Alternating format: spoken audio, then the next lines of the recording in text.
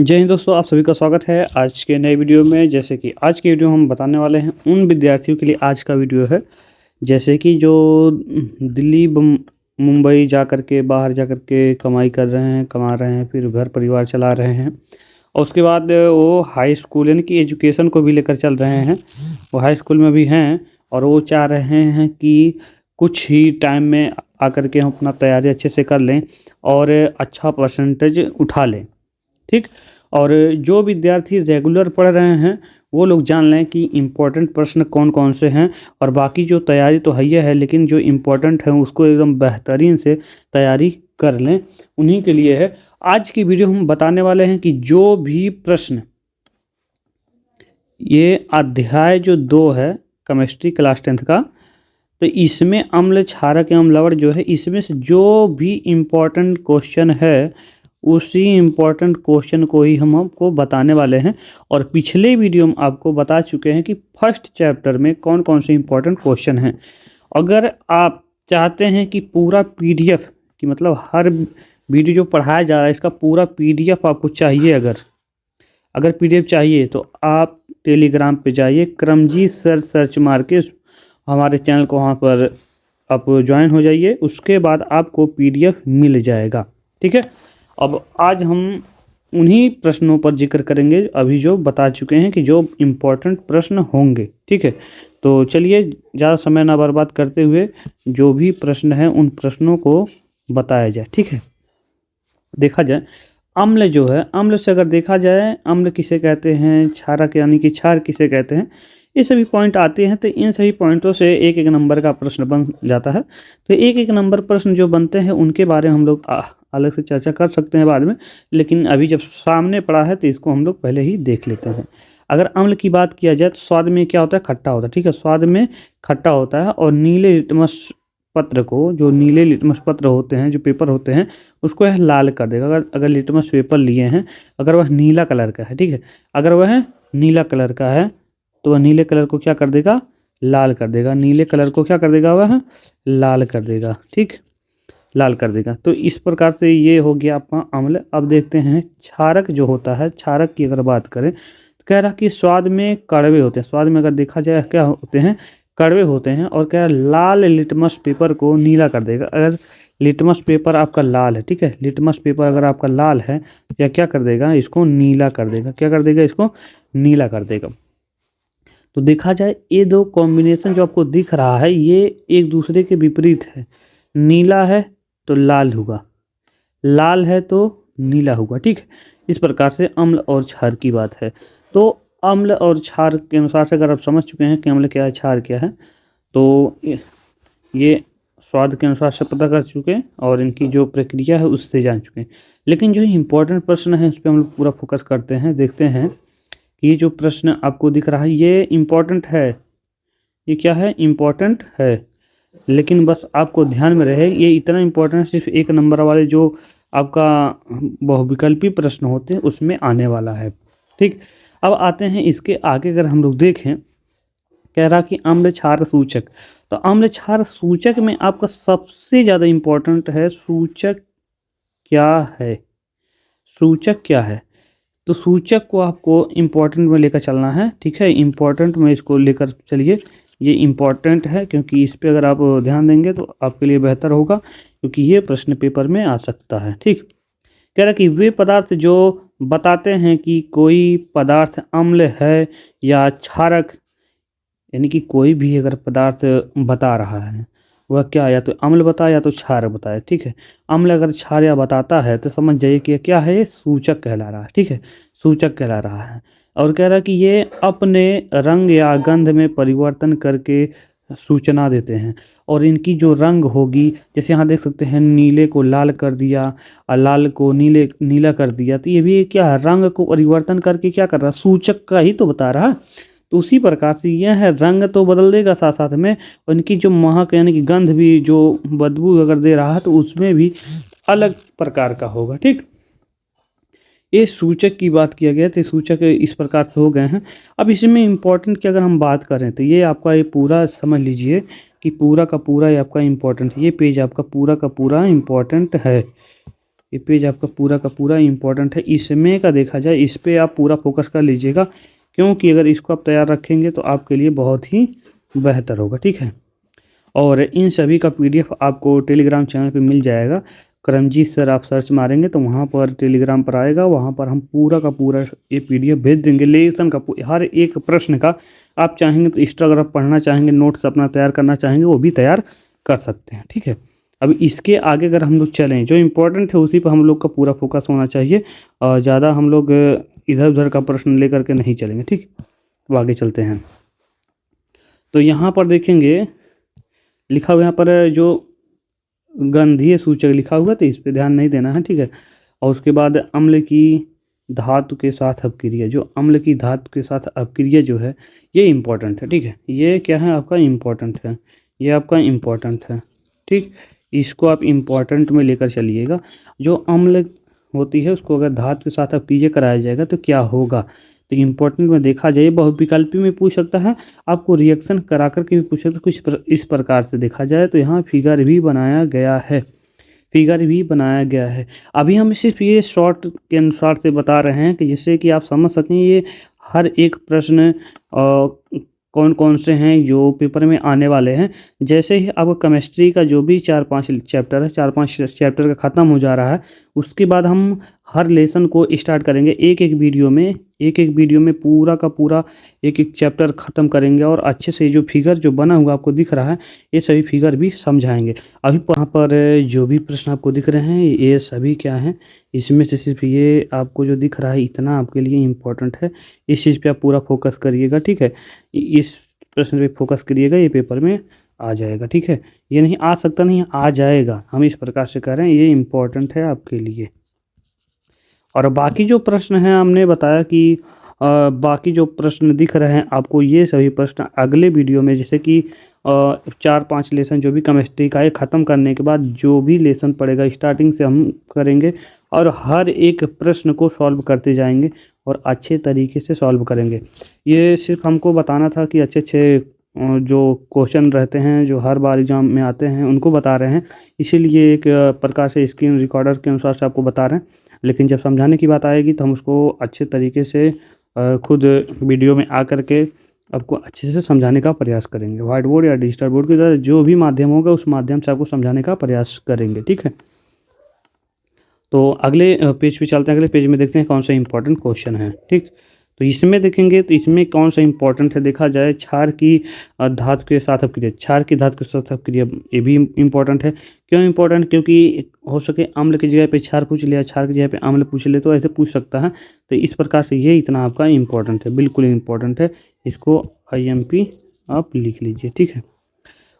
IMP लिख लीजिए। और कोई ज़रूरी नहीं कि जो आपको प्रश्न दिख रहा है कि आपसे यही पूछे कि क्षार की धातु के साथ अभिक्रिया, यही नहीं, ये पूछ सकता है कि क्षार की धातु के साथ क्रिया करने पे क्या बनता है, ठीक है, क्या बनता है। तो उसमें क्या होगा, नमक बनेगा और हाइड्रोजन गैस बनेगा, नमक बनेगा और हाइड्रोजन गैस बनेगा। तो यही चीज़ इसमें होगा। तो उसी प्रकार से पिछले वाले में भी है। अब रही बात अम्ल की धातु कार्बोनेटों और हाइड्रोजनों के साथ क्रिया, तो ये भी आपके लिए इम्पोर्टेंट है, ये भी क्या है, इम्पोर्टेंट है। बस इतना ही, ठीक है, आपको ज़्यादा लिखने की ज़रूरत नहीं है, क्योंकि अभिक्रिया से एक प्रश्न से 2 प्रश्न आएंगे, एक प्रश्न से 2 प्रश्न अभिक्रिया से आएंगे, तो इसीलिए हम जो इम्पोर्टेंट है उसी को बता रहे हैं। तो चलते हैं अगले पेज पर, ठीक है। तो इसमें देखा जाए, अब उदासीनीकरण अपक्रिया की बात किया जाए तो उदासीनीकरण अपक्रिया आपको पता ही होगा, अम्ल क्षार को मिलाने पर उदासीनीकरण अपक्रिया बनता है। ये तो नॉर्मल बात है, आप तो इसे याद कर लेंगे। ऑक्साइडों के साथ अपक्रिया, ऑक्साइडों के साथ अपक्रिया की बात किया जाए तो इसको आप इम्पोर्टेंट ले लेंगे, ठीक है, इम्पोर्टेंट ले लेंगे इसको। आप यहाँ फॉर एग्जाम्पल तक यहाँ तक चले जाएंगे, इतना आपको लिख लेना है, ये इम्पोर्टेंट है, ठीक। फिर उसके बाद अधात्विक ऑक्साइड, ये नहीं उतना इम्पोर्टेंट, इसको छोड़िए, आगे चलते हैं। और इसमें अगर देखा जाए इसमें क्या है कि सभी अम्लों में क्या समानता है, तो ये जरूरी नहीं है।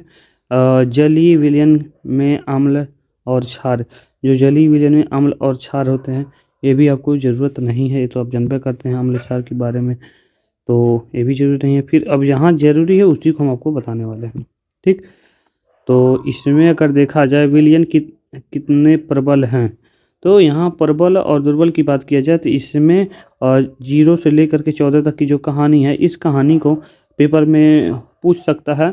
लेकिन उदासीनी जो अम्लीय और क्षारीय होता है, इसके बारे में डिटेल जब वीडियो बनेगा तो उसको आप जान लीजिएगा, ज़्यादा इम्पोर्टेंट ये भी नहीं है उतना, ठीक है। आगे चलते हैं, इस पे चलते हैं। कह रहा कि कुछ सामान्य पदार्थों का पीएच मान, तो ये आप इसको इम्पोर्टेंट में रख लीजिएगा। इसको इम्पोर्टेंट में इसलिए रखना है क्योंकि ये इतने जो प्रश्न आपको दिख रहे हैं, ठीक है, ये इतने जो आपको प्रश्न दिख रहे हैं, इस प्रश्न को आपको एक प्रकार से याद कर लेना है, क्योंकि याद करने से, और इधर भी जो दिख रहा है ना कि हमारे दैनिक जीवन की बात कर रहा है, इसमें पीएच मान जो होता है, पीएच मान से बहुविकल्पी प्रश्न आएंगे, ठीक है। जो OMR शीट होता है, OMR शीट में जो 20 बहुविकल्पी प्रश्नों को भरा जाता है, उसका आंसर भरा जाता है, तो इनमें से आपको पीएच मान से 1 से 2 क्वेश्चन आएगा। पीएच मान से 1 से 2 क्वेश्चन फिक्स है आएगा। तो इसलिए इतना आप इम्पोर्टेंट है, इसको आप पूरा रट लीजिएगा, ठीक है, पूरा आप रट लीजिएगा इतना। ये नॉर्मल बात है, ये सभी को पता होना चाहिए। अब चलते हैं आगे, चल के देखते हैं। और वही चीज़ यहाँ देखेंगे तो यहाँ पर लिखा गया है अम्ल क्षार उदासीन, यानी कि यहाँ 0 से लेकर के अगर आप 7 के अंदर में है तो अम्लीय है, और 7 के बाद से 14 तक जाते हैं तो क्षारीय है, अगर 7 आता है तो उदासीन होता है, ठीक है। तो यहाँ पर उसी प्रकार से यहाँ दर्शाया गया, देख सकते हैं यहाँ पे दर्शाया गया, ठीक है। और भाई यहाँ पर देखा जाए इसमें भी कुछ इंपॉर्टेंट चीज़ें दिख रही हैं यहाँ पे। कह रहा कि हमारा उदर पेट की बात कर रहा है, हाइड्रोक्लोरिक अम्ल जो होता है, तो ये सभी हैं इंपॉर्टेंट, लेकिन उतना नहीं है कि इसको आप याद करिए, ठीक है, इतना ज़रूरी ये नहीं है, ठीक। आगे चलते हैं। तो इसमें अगर देखा जाए पशुओं एवं पौधों द्वारा आत्मरक्षा, तो ये नहीं ज़रूरी है, ज़रूरी नहीं है, इसको ज़रूरी नहीं है कि आप इसको याद करिए। और उसके बाद लवण परिवार की अगर बात करें तो इसमें कुछ नाम उम रहते हैं, उसको याद करना होता है, लेकिन ये जो दिख रहा है आपको, ये बिल्कुल ज़रूरी नहीं है कि इसको आप तैयार करिए कि पेपर में लिखने के लिए। आगे चलते हैं, फिर इधर देखते हैं। देखा जाए कि लवणों का पीएच, यहाँ पर देखा जाए इसका पीएच मान की बात करें, नियम 1, नियम 2, नियम 3 जो लिखा हुआ है, इसके अनुसार से अगर हम लोग देखें तो इस चीज़ पर कोई ज़रूरी नहीं कि आप इसको अपना तैयार रखिए, कोई ज़रूरी नहीं है। और साधारण नमक से रसायन एक महत्वपूर्ण कच्चा पदार्थ, तो ये भी आपको ज़रूरत नहीं है कि इसको आप याद करिए, एग्जाम में नहीं आता, एग्जाम के लिए नहीं, ये आपको बेसिक तैयारी के लिए है, ठीक है। अब आगे चलते हैं इसमें, देखिए यहाँ पे अब आ गया आपका इम्पोर्टेंट वाला चीज़ एकदम। ये आपको जो दिख रहा है एकदम, ये भी क्या है, इम्पोर्टेंट, ठीक है, ये भी क्या है, इम्पोर्टेंट है। और ये जो व्यंजक चूर्ण दिख रहा है ये भी क्या है, इम्पोर्टेंट है। जो एकदम इम्पोर्टेंट रहेगा उसको हम तुरंत बताएंगे कि इसको आपको नोट डाउन कर लेना है। जैसे देखिए जितना हमने इसमें आंसर लिखा हुआ ना, अगर आप इतना भी लिखेंगे तो भी आपको फुल नंबर मिलेगा, क्योंकि देखिए बहुत ही छोटे आंसर लिखे हुए हैं जो आप आसानी तरीके से याद कर सकते हो। अगर विद्या से अगर आप याद करेंगे, ये बहुत लंबा प्रोसेस में दिया हुआ है, इस सभी का आंसर जो दिया हुआ है बहुत लंबा प्रोसेस में दिया हुआ है, तो आपको उससे नहीं याद करना है, इससे याद करके बैठ जाना है पेपर में देने, ठीक है। और यहाँ व्यंजक चूर्ण दिया है, व्यंजक चूर्ण का भी है। अब आगे चलते हैं, अगला जो प्रश्न है उस प्रश्न में ध्यान देते हैं, ये सब दोनों इंपॉर्टेंट है, ठीक है। अब आते हैं इसमें, देखिए ये भी इम्पोर्टेंट है, ये भी इम्पोर्टेंट है, ठीक है। रहा कि बेकिंग सोडा आपको दिख रहा है, फिर उसके बाद धावन सोडा दिख रहा है, ये दोनों एकदम इम्पोर्टेंट है, ठीक है, ये दोनों एकदम इम्पोर्टेंट है। अब आगे चलते हैं, अगला जो है बाकी जो बचा हुआ है 1-2 प्रश्न रह गया हुआ, ज़्यादा नहीं रह गया है, वही आपको तैयार करना है। तो देख सकते हैं इसमें क्रिस्टलन का जल जो है ये इम्पोर्टेंट नहीं है, बिल्कुल ये नहीं आएगा पेपर में इस चैप्टर से। और यहाँ पीओपी जो होता है, पीओपी प्लास्टर ऑफ पेरिस, इसको आप याद कर लीजिएगा, ठीक है, इसको आप याद कर लीजिएगा अच्छे से। अब लास्ट पेज में आते हैं, लास्ट पेज में देख लेते हैं कौन आता है, ठीक है। ये रहा आपके लिए थोड़ा सा बहुविकल्पी, यहाँ देखिए MCQ लिखा ना, MCQS लिखा हुआ है, तो इसको आप अच्छे ढंग से तैयार कर लीजिएगा, क्योंकि ये आपके लिए बेहतर रहेगा। ठीक, इसको आप तैयार रख लीजिएगा, क्योंकि ये बहुविकल्पीय प्रश्न के लिए है, इसको आप याद रख लीजिएगा और कुछ नहीं। क्योंकि इसमें आपको जानना ये है, जैसे देखिए, जैसे सिरका की अगर बोल दे रहा है कि सिरका में कौन सा अम्ल पाया जाता है, प्राकृतिक जो स्रोत होते हैं उसमें सिरका जो होता है उसमें क्या पाया जाता है, एसिटिक अम्ल पाया जाता है। ठीक है, कौन सा अम्ल पाया जाता है, एसिटिक अम्ल पाया जाता है। संतरा और नींबू में सिट्रिक अम्ल पाया जाता है। ठीक है, इमली टार्टरिक अम्ल पाया जाता है। टमाटर जो होता है ऑक्सैलिक, यहाँ ऑक्सैलिक भी बोलते हैं, ऑक्सैलिक लिखा है, ऑक्सैलिक अम्ल पाया जाता है। फिर दही में देखा दूध खट्टा है, लैक्टिक अम्ल पाया जाता है। फिर चींटी का डंक जो होता है उसमें मेथानॉइक लिखा है ना, मेथेनॉइक लिखा है, इसको पाया जाता है। फिर नेटल का डंक जो होता है मेथेनॉइक, ये भी पाया जाता है। ये सब अम्ल इस समय में पाया जाता है, क्योंकि इसमें से कोई भी पूछ सकता है बहुविकल्पी के जगह पर। ये सभी प्रश्न आप अच्छे से तैयार कर लीजिएगा, ये इंपॉर्टेंट है आपके लिए। ठीक है, और एक बार मैं रिवीजन करा दे रहा हूँ, जो भी प्रश्न इंपॉर्टेंट है उस पर आप काउंटिंग कर लीजिए। तो देख लीजिए, एक प्रकार से एक ए है। ठीक है, इसको आप तैयार रखिएगा, 1 नंबर हो गया। अब दूसरे पे चलते हैं, तो ये प्लास्टर ऑफ पेरिस हो गया 2 नंबर का। ठीक है, प्लास्टर ऑफ पेरिस ये दूसरे नंबर पर आ गया। फिर आगे चलते हैं, फिर यहाँ देख सकते हैं ये दोनों है। ठीक है, ये 3 हो गया, मान लेते हैं ये 3 हो गया और ये 4 हो गया। ठीक, 4 हो गया। फिर आगे चलते हैं, ये 5वें नंबर पे हो गया और ये 6वें नंबर पे। ठीक है, ये 6वें नंबर पर हो गया। फिर उसके बाद इधर आते हैं, देखते हैं इसमें कोई नहीं है। फिर आगे चलते हैं, फिर इसमें भी कोई नहीं है और इसमें भी कोई नहीं है। इसमें देखते हैं 6 तक हो चुका था। पगला के लिए गारे को तो नहीं है।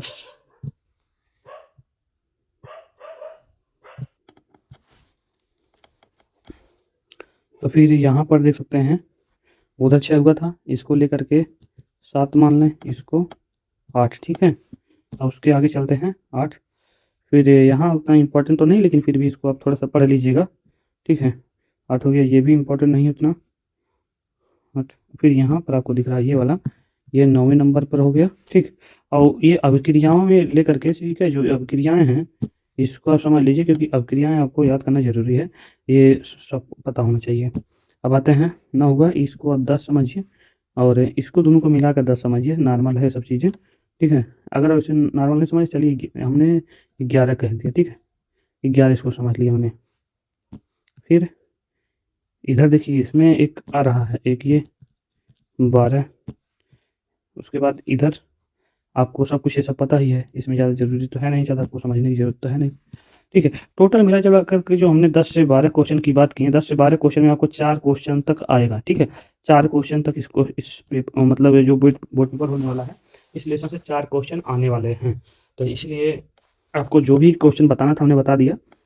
जहाँ तक प्रयास रहे कि आप लोग अच्छे से तैयारी कर लीजिए।